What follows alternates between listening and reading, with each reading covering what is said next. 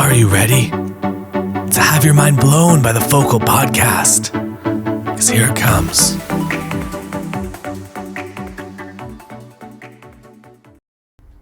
What is up, Focal friends? This is Sierra, and welcome back to What the Focal, the only photography podcast made by non-photographers, where we interview industry experts to hear from their stories and learn from their experiences.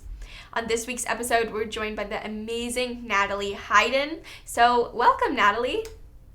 Yeah, okay, let's just hop into it. So, why don't you start by telling me a bit about yourself and where you're from and everything like that? Yeah, so my name's Nathalie. I'm like a wedding, portrait, and I guess food photographer. And I'm based out of Waterloo, Ontario. I actually grew up in Lakefield, Ontario, but then I moved here for university and then just have stayed here because I really enjoy it here. So I've been here for about 6 years now, I think. So it's been a while. Yeah. Yeah. And then Waterloo feels kind of like a big city to me which is kind of funny because people from Toronto would be like, absolutely not. But the town that I grew up in probably had like 10,000 people. So yeah. Oh, wow. You grew up in a really small town then. Yeah, it's little, but it was nice. Nice. So at what point did you start doing photography? Was it before university, in the middle of university? Yeah, so I feel like I've always kind of done photography. Like since I was little, I was interested in it. When I was like 10 or something, my parents got me my first little like point and shoot camera. So me and my friends would just like use that to go and take pictures of each other. And then in like grade 8 or something, we had to do like a music video for a class project. And at that point I was like, this is what I want to do. But then my parents were like, Kayla, you can't like do music videos for a living. Like that's not really a thing. So I was like, oh, okay. So then since then it was kind of just like a hobby that I did. And then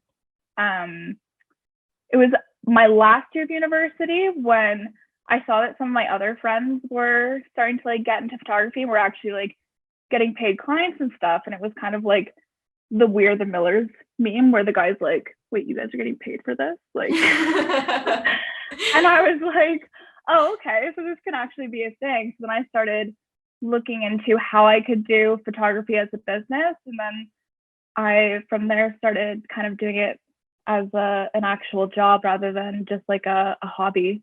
So that's kind of how I got into it. Okay. What were you thinking before photography? So like, what did you go to university for? Yeah, so I was in environmental studies. So I do still have a full-time job that I do for waste management. So it's kind of funny when it's funny when I tell people that, yeah, I'm a wedding photographer and I do waste management. And they're like, pardon? Yeah. They don't expect that. No, it's not really, they don't really go hand in hand. But so I did environmental studies. I kind of like thought I would get into ecology or something. Just I've always been interested in like plants and animals and all that type of thing. But I went to the University of Waterloo and they have a co-op program. So I ended up in the waste industry. And then I ended up just doing waste throughout all my co-ops. And now I work in the waste industry, but then I'm also doing photography as like, it's pretty much a full-time career on top of that. So I have like 2 full-time jobs at the moment. That sounds like a lot to handle. How do you balance all that? Yeah, like I would say both jobs are a bit flexible. Like my hours at the university, they're pretty good about like, I don't have a super set time on when I need to come in. Like obviously it's still kind of like a 9 to 5, but like if I need to push some things around, then they're usually pretty flexible on that. Because we've had some weddings throughout the week, which I've had to like take time off work for, and like my boss has been pretty good about that.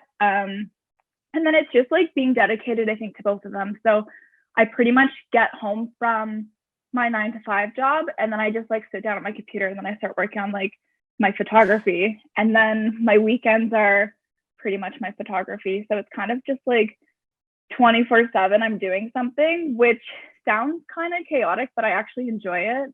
Okay. I'm like someone who likes to be kind of pushed and everything. Like, so yeah.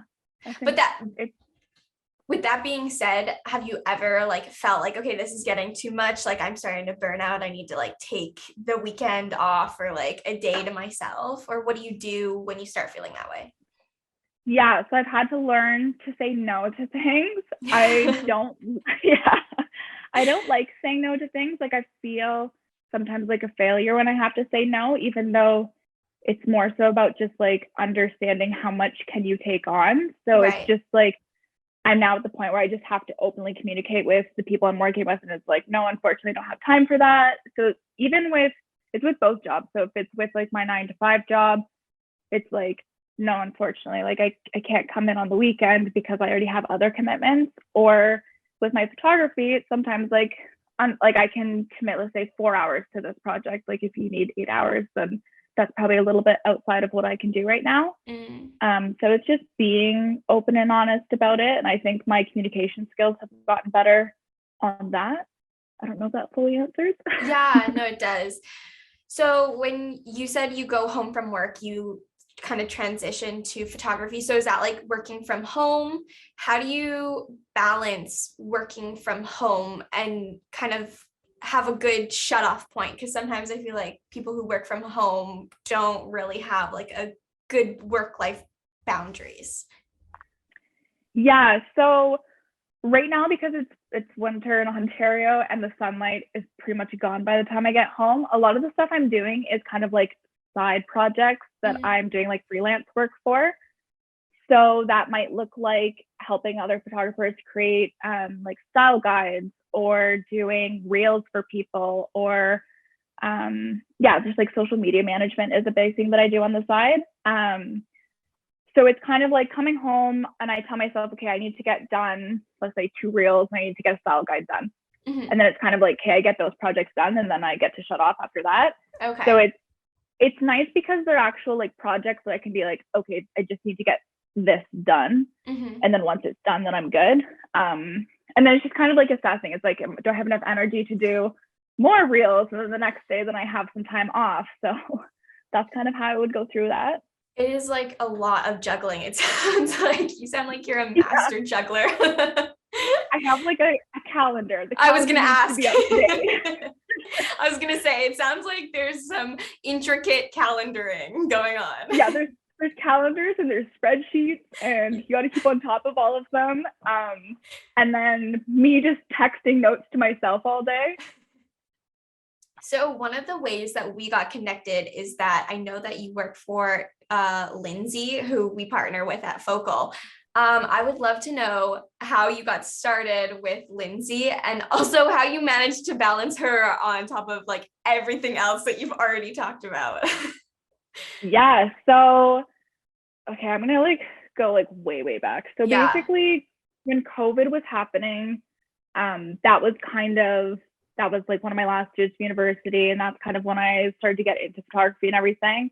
And I was really focusing on food photography at the time because we were in a lockdown. We couldn't do anything, and I was like, okay, well, just take some pictures of food. Like it's not like I have to ask permission to go and take food. So I was doing that. And then as like the shutdowns were starting to go away and like we were actually able to go out and see people and start doing things, I was kind of like, okay, like I'd like to start taking more photos of people. And then I ended up down kind of like the Facebook rabbit hole, and everywhere you look on Facebook, everyone's like, you need a contract, you need a contract, you need a contract. And I'm like, oh my God, I need a contract. So then I reached out to Lindsay, and it was like an email that I was like, hey, like, do you know of any like lawyers that I can get a hold of to help me draft some sort of contract, because I'm starting my photography business. I'm in the last year of university. And then kind of at the end of it, I was like, also, if you need an assistant, let me know. I would love to kind of like fill that role if that's ever something you need. And then she basically followed me back on Instagram. So what was really awkward was I didn't follow her on that account. And in my email, I was like, I've been following you for a while. And I was like, oh my God, this is so awkward. Like the first thing she's seeing from me is that I'm like lying that I don't follow her. So I DM'd her and I was like, oh wow, super awkward. Like I do follow you from my other account, which is like my food photography account. And I'm like, so this is kind of what so I started DMing her and I was like, so this is kind of what I was thinking. I could help you with reels. I could help you with like behind the scenes. And then in exchange, like I would just be able to kind of like watch what you do and just like kind of like learn from you a little bit. And then she responded back and she was like, oh, like, no worries. Like, yeah, that sounds great. Like, why don't we meet up for coffee? And I was like, oh, this is so cool. Like, Lindsay Coulter wants to meet me for coffee. Like, oh my God. And then the week that I was supposed to meet her for coffee, of course, my car decided to break down. Like, I know, like the entire exhaust system fell off of my car. Like, it was like, the car was like not. That was not a small issue. No. Like, the entire exhaust system just like fell off my car. And I was like, oh shit. Like, so instead of booking with Lindsay, I was like, okay, I'll just taxi there. So I taxied to coffee with Lindsay because I was like, this is a once in a lifetime thing. Yeah. Like, I need to go and see this woman. Yeah, and then we had coffee. It was great. I had to tell her about all my car troubles, and she was like, oh my God, like, why are you here? Yeah, and then basically I started taking along with her to some family shoots and stuff, and I did behind the scenes. And then once those galleries were completed by her, she just like sent me the gallery, and then I started like helping her make reels with those. Mm-hmm. And then after, I want to say it was like after like 3 months or something, or 2 or 3 months of doing that, I was kind of like, hey, like, would you ever consider like having me second shoot for weddings? And then we talked about me doing third shooting first. So what I did is I tagged along with her as actually like a third shooter to a wedding. Mm-hmm. And then I did that for 2 weddings. And then after 2 weddings, then I was brought on as like a second shooter. So that's kind of the long story long, how I ended up with Lindsay. Did it feel like a kind of like a meeting your hero moment when you got to like go have coffee with her?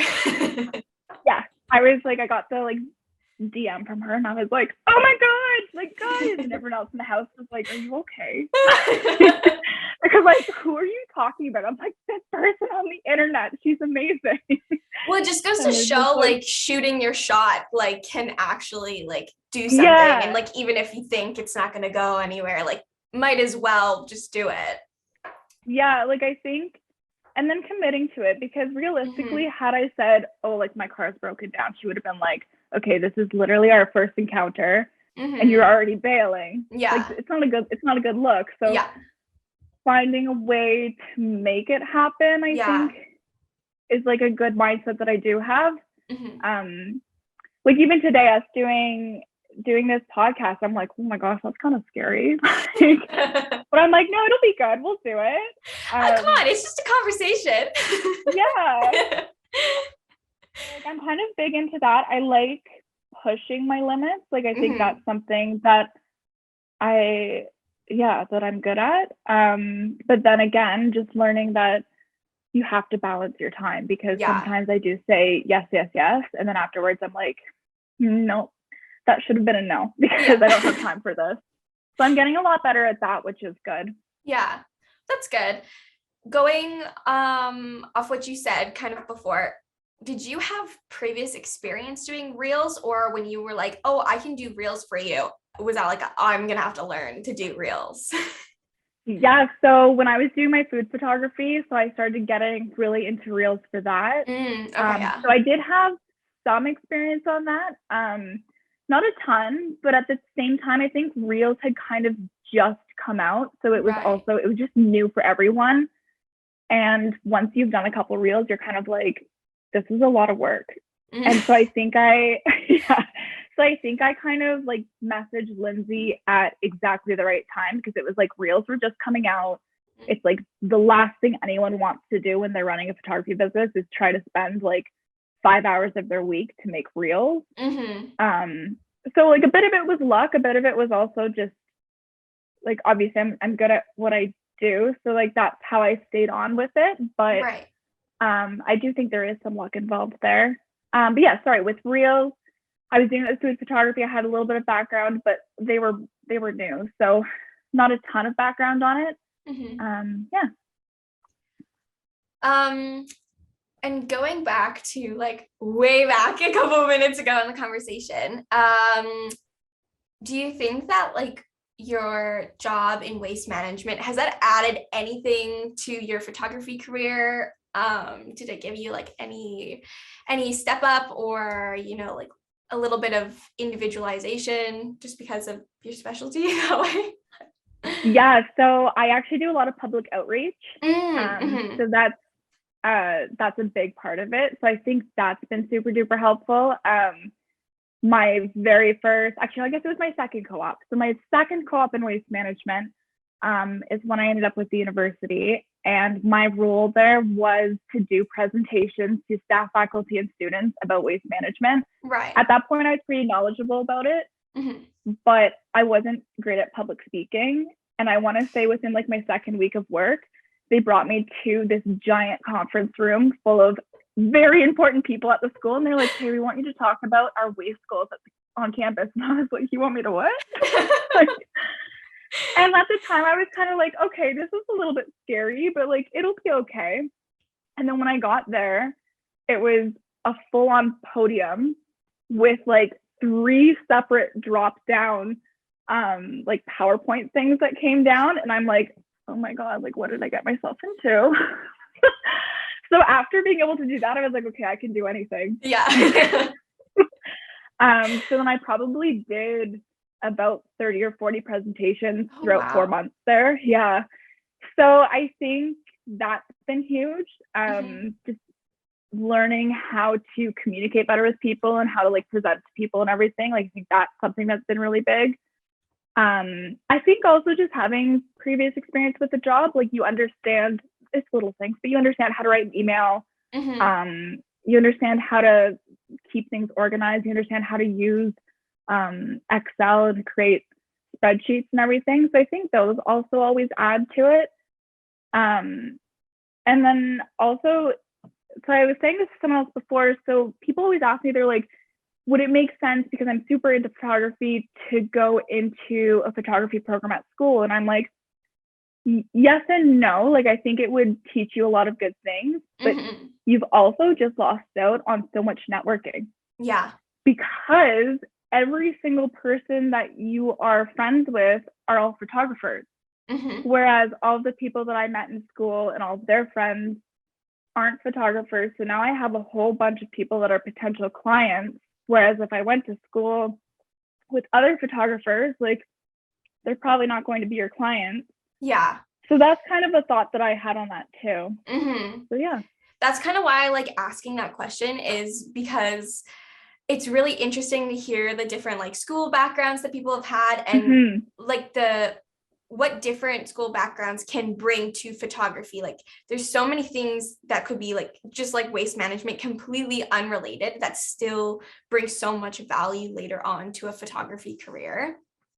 And like, I don't know, it's very like validating to hear that like you can do something completely different and it'll just like have so many different ripple effects on your career as a photographer. Yeah, and I actually think it gave me almost a step in with Lindsay as well, because she actually went to the University of Waterloo in an environment degree as well. Yeah. So it was like we already had kind of something to connect over, which was nice. And then she also knew that her kind of coaching me as to what to do as her second shoot and everything, she knew she kind of had a clean slate with me, that I hadn't learned anything in photography school that maybe she would want to teach differently, that I was going to learn kind of like her shooting style and how she would like me to approach a wedding. So that was kind of nice as well. I bet. Because I feel like also photography is something that you can learn without traditional schooling. So like might as well go and do something else in school and then just learn it on the side, and you figure it out that way. Yeah, I did take one photography course in university. I took it in my last year because I was like, this is exciting. There's a sustainability photography course. I'm like, I have right up your alley. I was like, I have no idea how this is going to go, but it sounds like a lot of fun. It wasn't. Oh no. It wasn't. It was a lot of theory. And I remember one of the assignments was that we had to take 5 pictures and they had to be like ugly pictures. It had to be of something ugly.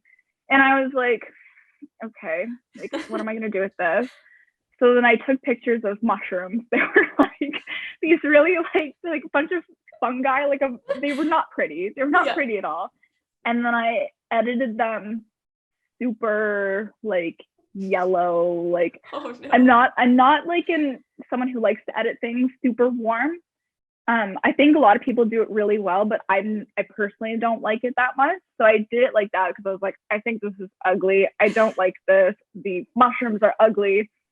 And then we had like a critique session, and my prof was like, so the mushrooms look happy. I'm like, what does that even mean? How do you make mushrooms happy? What does this mean? And they're like, well, like you use like yellow warm tones with this, and they're like, that kind of like makes you feel happy. And I'm like, oh my god, like photography is just so subjective that when you have a class setting with it, and then people start giving you marks for work that you're that you like, that you're proud of, and they're like, no, you know what, we're gonna give you like a 60 on those because they're happy mushrooms. I'm like, oh, okay.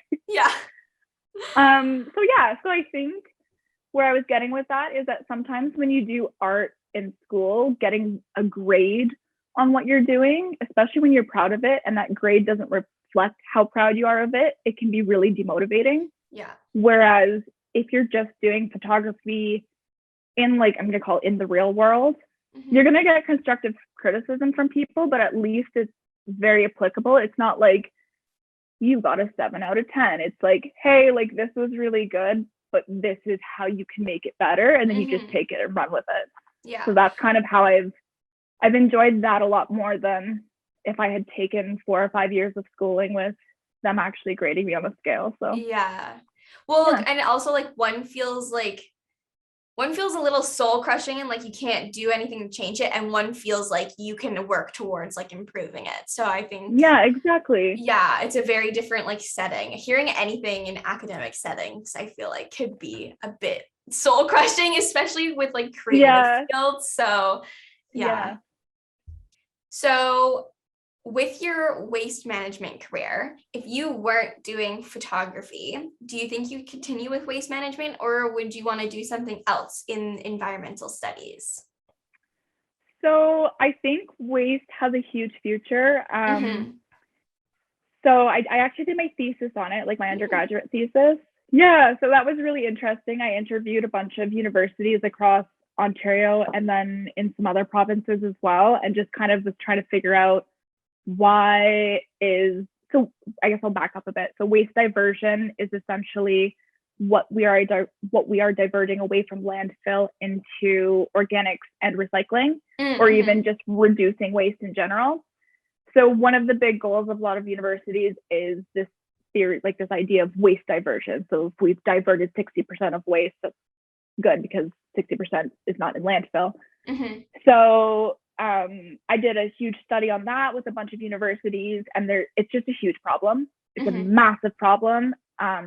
It's also a massive industry with a ton of money. So I think, not that I'm completely money driven, but it is one of those environmental jobs that you're not just doing it out of the goodness of your soul, and they're just paying you minimum wage. There actually is really decent careers in it. And it's a massive issue. So I think if I wasn't striving to go more towards photography, I'd probably be looking into getting my master's in sustainability and then probably trying to work at a higher level with waste management.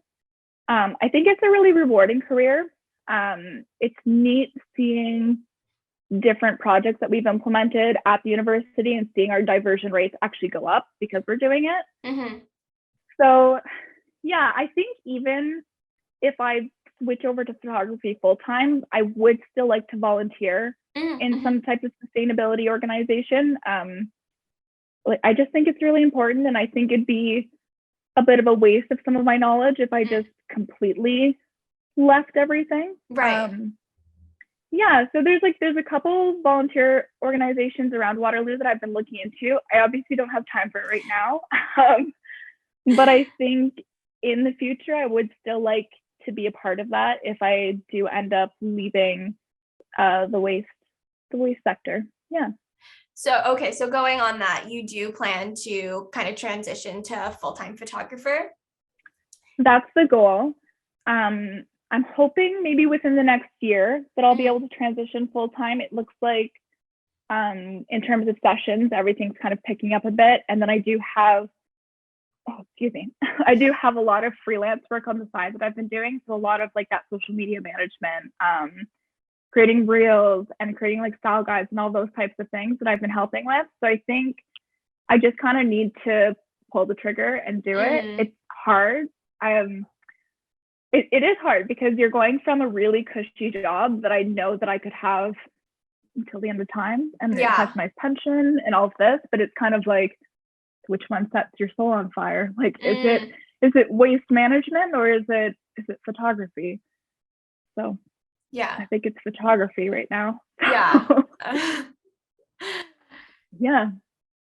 So if you had to describe your photography style in a few words, how would you describe it?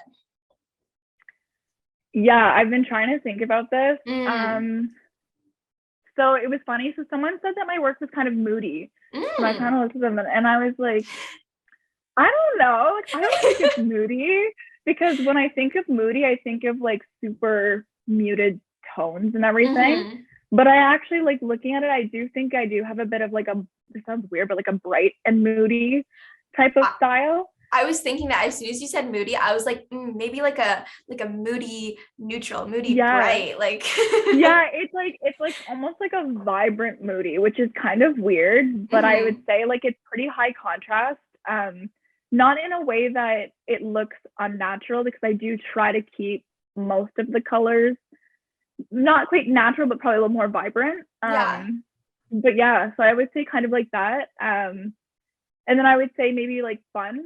I think fun and creative. I do try to push my creativity with it. Like I try to do at least one shoot every month that's just like my own kind of thing. Like I'll get a friend to come and help me do some type of like super creative shoot. So me and one of my friends did like a little styled shoot in Toronto. Maybe that might have been like 3 months ago now, actually. But that one was really cool. So we actually went to Fitzroy Rentals. We rented like a dress from there. Yeah, so that was fun. We got to go to like this dress shop. We didn't have anything in mind. I was just like, we just need to find a white dress. So we went, we got a white dress, and then my friend had helped me with styling the whole shoot. So like she came up with this idea that we were going to do like a cowboy hat with like a birdcage veil, and we like did the whole thing. And then of course the day that we planned for it decided it was going to rain. Oh no. And so me and her like texting, we're like, oh my God, like, do we want to do it? And I was like, you know what, let's just do it. Like, we'll do it in the rain. It'll be fun. So I actually love it. And I'm really glad that we did it in the rain, because we have like these really cool shots of like, I have like a clear umbrella. So she's under a clear umbrella and it's just raining, and we've got like the cars going by behind her. So yeah, I actually don't remember what question we were asking, but I think we were talking about your style a bit. Yeah, so I think I really like getting into those creative types of shoots. Yeah. I also met another photography friend. Her name's Kate.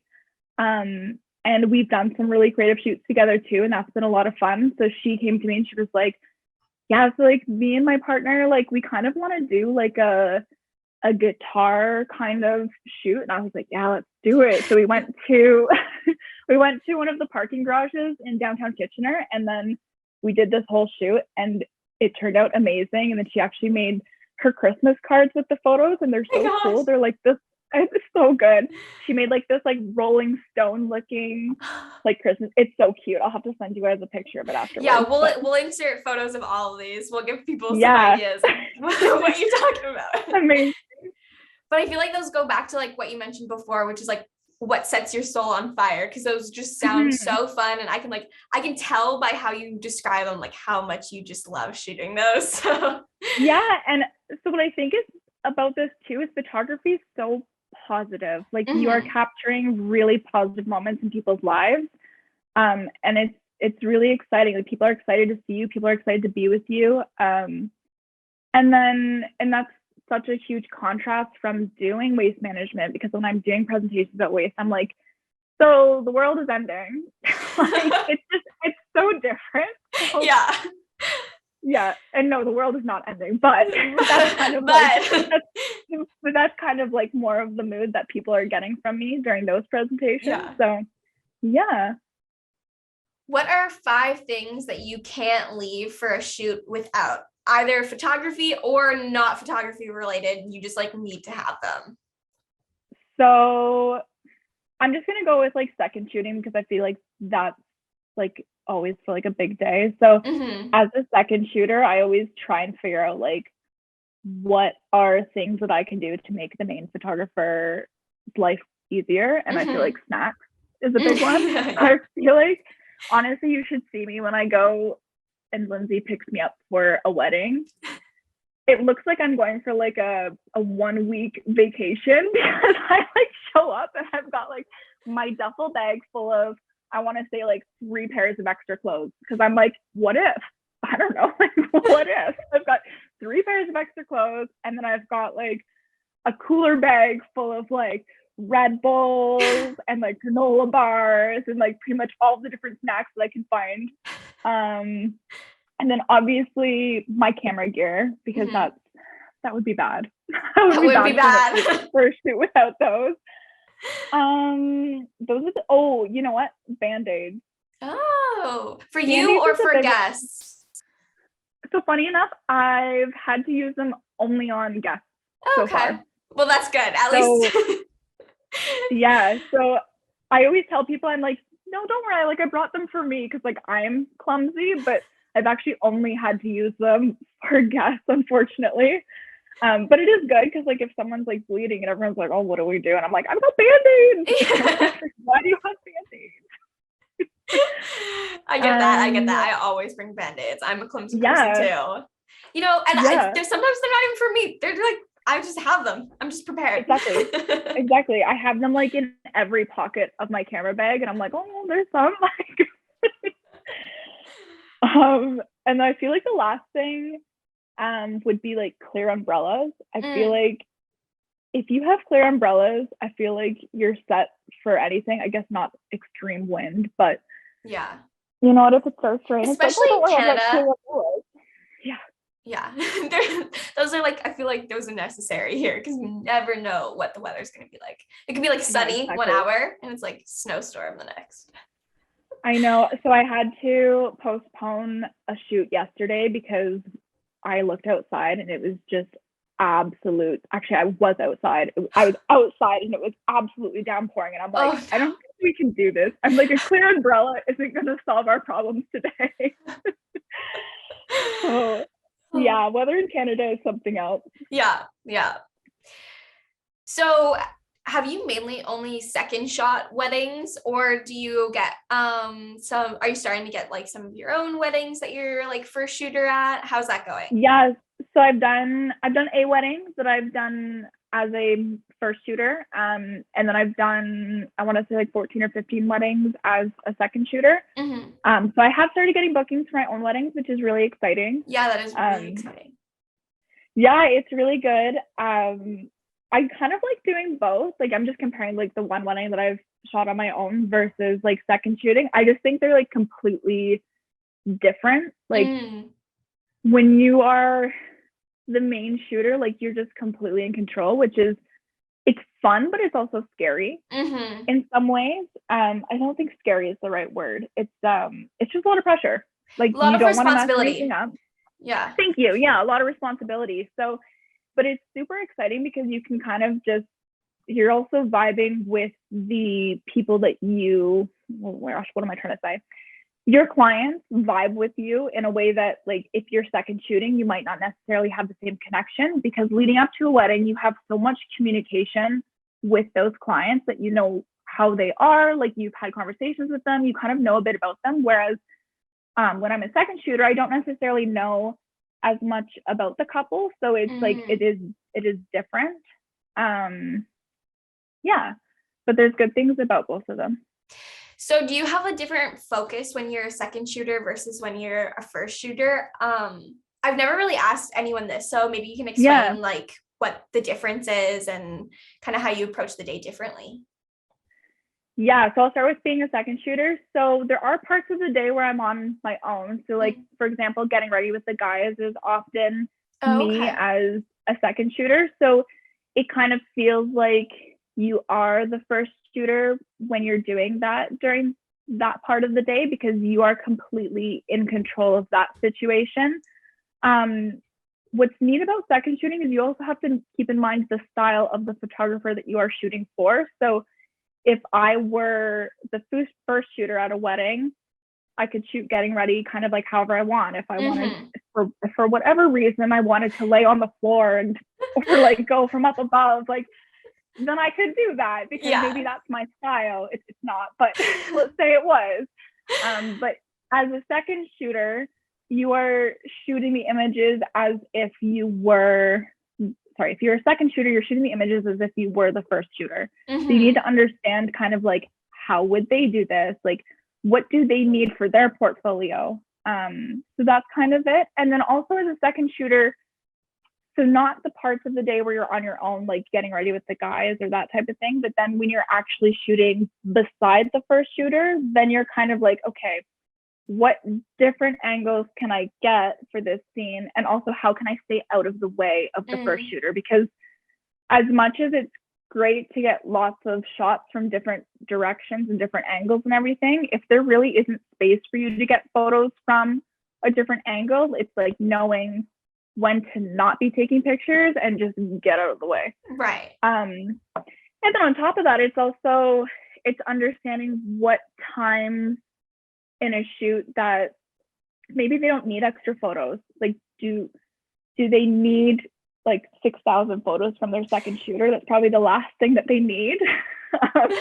So understanding that, like, take pictures when you need to take pictures and stop taking pictures when you don't need to take pictures, because it's just like, you don't need to go through 6,000. Right. They probably have 6,000 of their own to go through. Exactly. So, and then I also, as a second shooter, I'm always trying to figure out how can I make the first shooter's life easier. So is that making sure that they have all the equipment they need? Like, do I need to run back to their car and grab the umbrella? Or do I need to go and grab them a drink from, like, go get them like a bottle of water or something? So, like, I'm constantly checking in with them. Like, do you need water? Like, do you need a drink? What do you need? So yeah, that's kind of like second shooting. And then first shooting, it's making sure that you are getting everything you need for the day, absolutely everything. So obviously, if your second shooter is off doing their own thing, it's check in with them. Okay, did you get XYZ? Like, are we covered here? And then also, as a first shooter, like, you're trying to make sure that if you were to finish the day, like, if my goal as a first shooter, I want to be able to finish the day and be like, okay, I'm set with all of my photos. Like, let's say if anything happened to my second shooter's camera, I'm still okay with all the photos that I took, because when it's your wedding, like, everything's on you. Right. Like, the bride and groom aren't going to be like, oh my God, like, your second shooter really messed this up. No, it's going to be like, oh, like, Nathalie messed our wedding up. So that's kind of like the difference. The responsibility, I want to say the responsibility is still huge as a second shooter. Like, you can't say that you have no responsibility, because you have a ton of responsibility. In some ways, I actually think you have equal responsibility, because if you mess up as a second shooter, then you're never going to work with them again, and you may, like, it's not good. So yeah. Okay. Well, thank you so much for explaining that to me.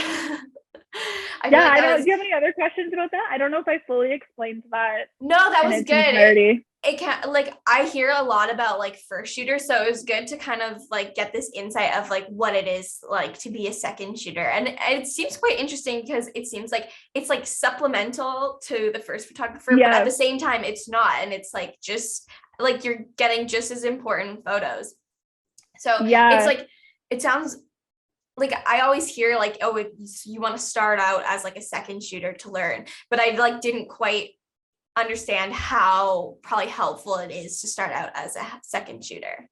Yeah, I would even say starting like I did as a third shooter is even better, because So when I was third shooting, I could even see what is the second shooter doing. So then it was kind of like, okay, I can mimic that. And then after 2 weddings of doing that, I was like, okay, like I understand what my responsibilities are and what I need to do. Yeah. And then I guess I can even elaborate on that. So during even the first weddings that I did as a second shooter, I was with the main photographer all day. There was at no point did we split up. And then once I'd worked my way up to be able to split up, then that was when an additional level of responsibility is put on you, because you do have those moments in a day where everything's reliant on you. So that's kind of how that went. Did some research go into it beforehand to try and learn the style of the photographer? Like how did you approach learning that? Yeah, so I've only second shot with Lindsay so far, which is amazing. Lindsay is the best. I guess that's not totally true. I did shoot with Nova. So Nova's really good friends with Lindsay. So I've shot with her as well before. I would say that they have somewhat similar shooting styles. So it's quite similar. Yeah. But I would say with Lindsay, because I did start off with kind of like behind the scenes with her, I was able to watch her do a bunch of different shoots. So I was like, okay, I understand what her style is. And then I was able to kind of go from there. And then again, like doing the third shooting, that also helped me see kind of like what she needed from her second photographer. So that was like helpful. And then after almost every single wedding, what I try and do is we go over my files and I'm like, okay, like how can I improve this? Like, what can I do here? And she'll be like, okay, so this is really good. This, I can see where you're going with this, but this is how I would change this to make it better. And I'm like, okay, like that's great. And then it's like constantly working through that. So if there's a photo that could have been done better, whether it was using a different lens or coming from a different angle, then she'll just let me know. And then I try and work on that for the next wedding. Right. So that sounds like a great like learning opportunity. Yeah, it's been amazing. Awesome. So when you think back to like some of the weddings you've either like first shot, second shot, third shot, what are some of your favorite memories to think about and like ones that kind of stick in your brain? I think like the very first wedding I third shot is memorable just because it's like your first time doing anything, which was really cool. Yeah, I think that was amazing. And then I want to say, after like 3 weddings, I was like, okay, like I think I have the hang of this.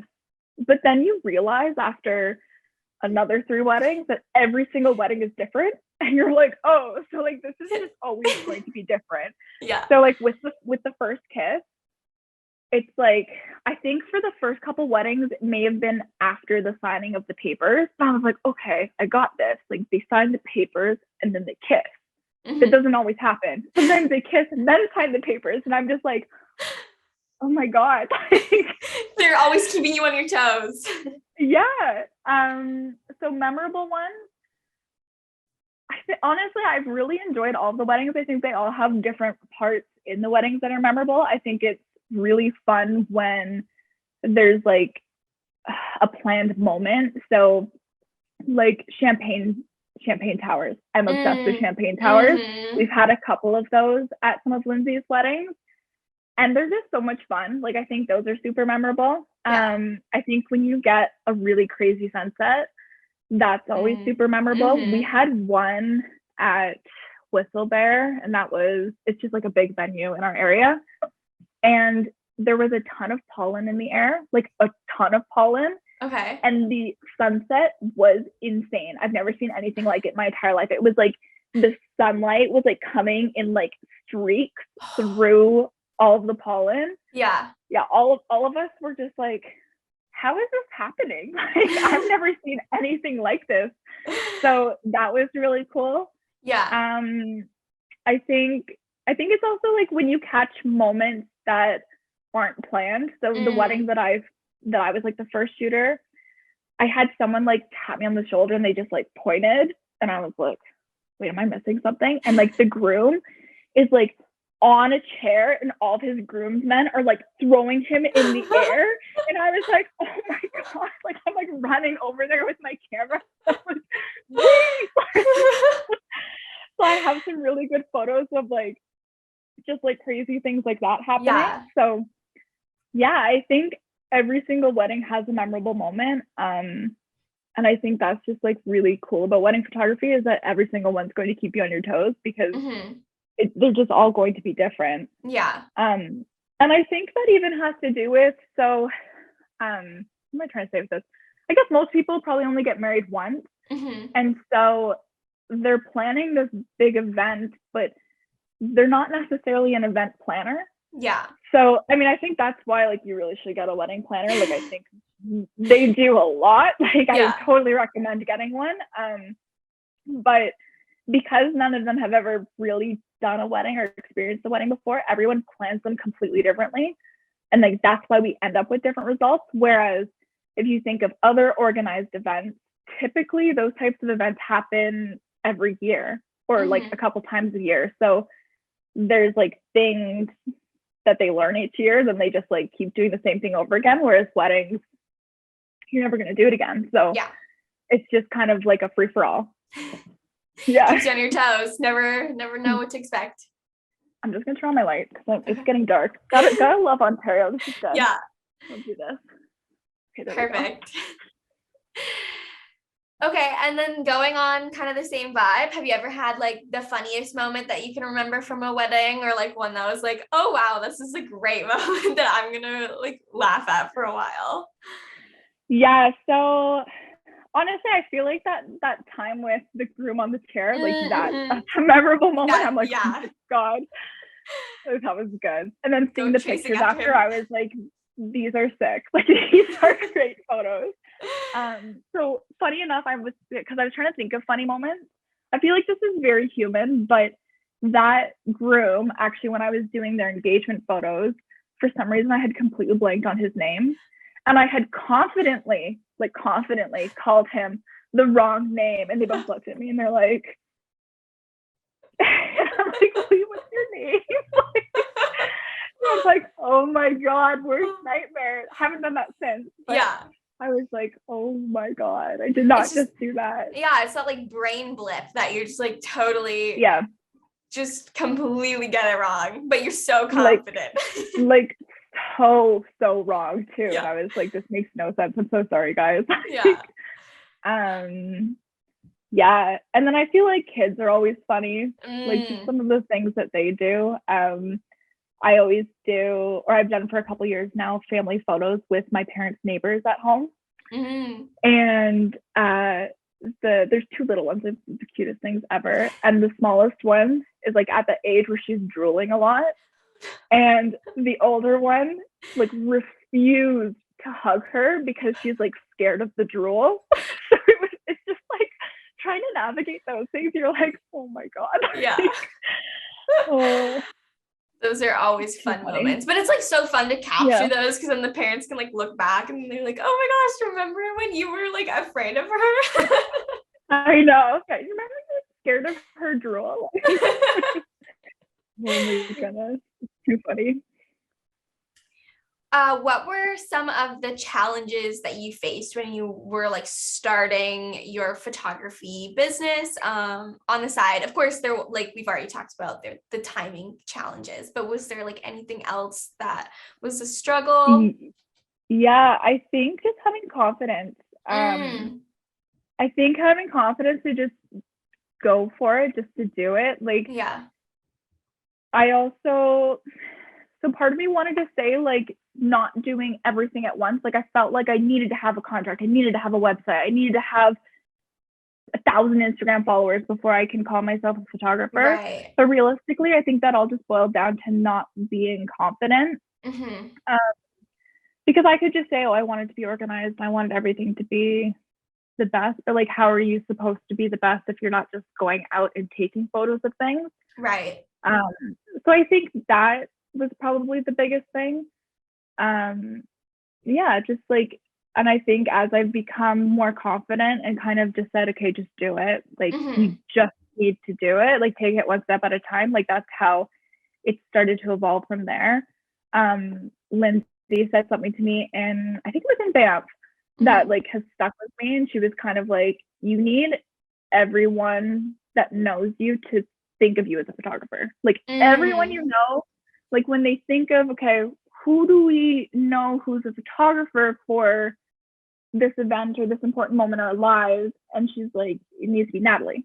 Like, so just like putting yourself out there more. So constantly like doing stories on Instagram, they feel really dumb sometimes. You're like, here's my meal, or you're like just trying to record a video of yourself. It's actually, I would say it's pretty scary because you're just like listening to you talking, and that's not something you usually get to hear back. So yeah, I think just being confident, just doing the things, actually getting things done.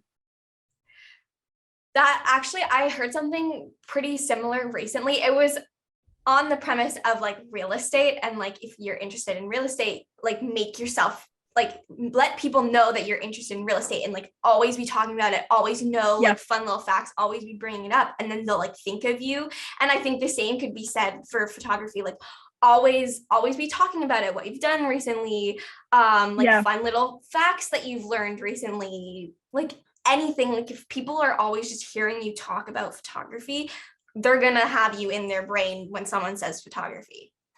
And I think it's even talking positively about it. Like it's not being like, oh my god, these clients. No, it's being like, I'm so excited about XYZ. Because like if you're constantly bashing your clients, like people are going to be like, I don't want to work with you. Like what are you going to say about me?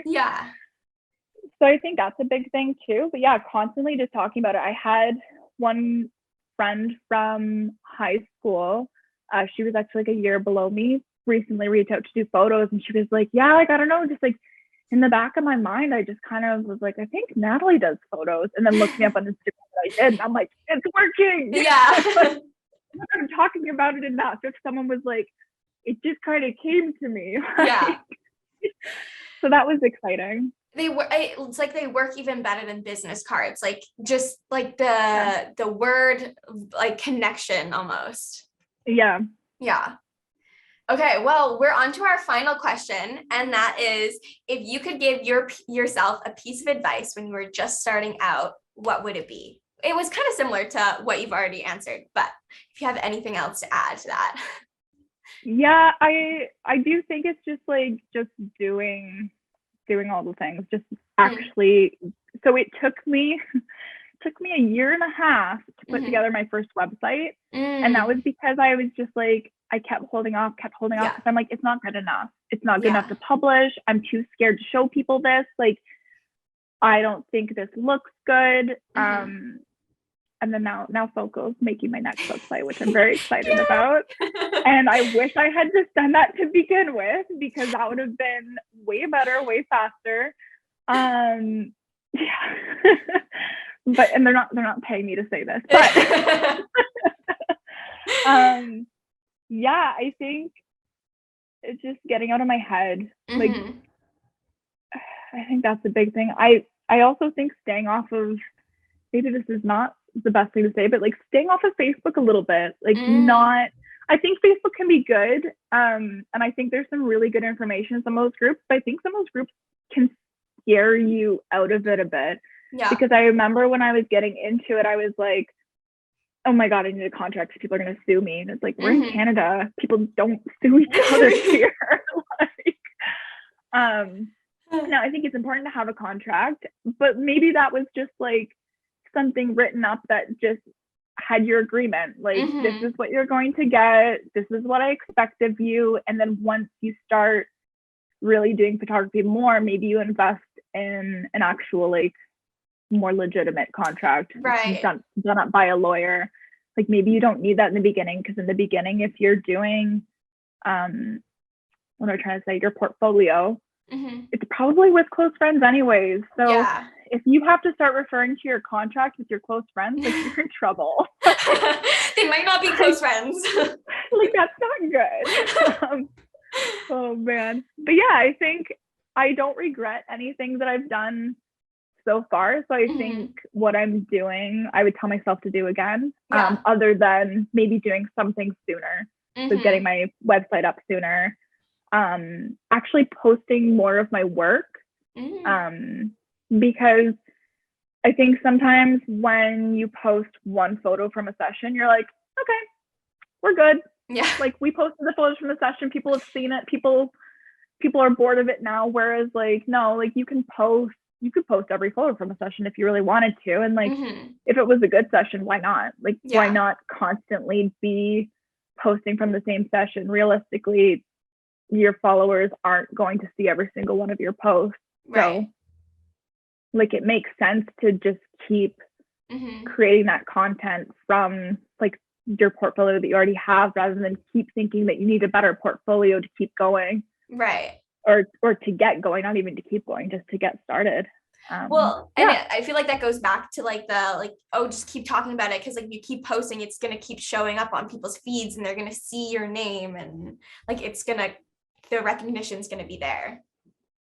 Yeah. And then I think I'm pretty good at this. We've already talked about that, but just like saying yes to opportunities. Like, again, like, this podcast, like, felt kind of scary, but like, instead of being like, no, I'm scared, I don't want to do that, like, it's just say yes, like, this is cool, it's a cool opportunity, and then making things happen. If the exhaust falls off your car, take an Uber. Figure it out.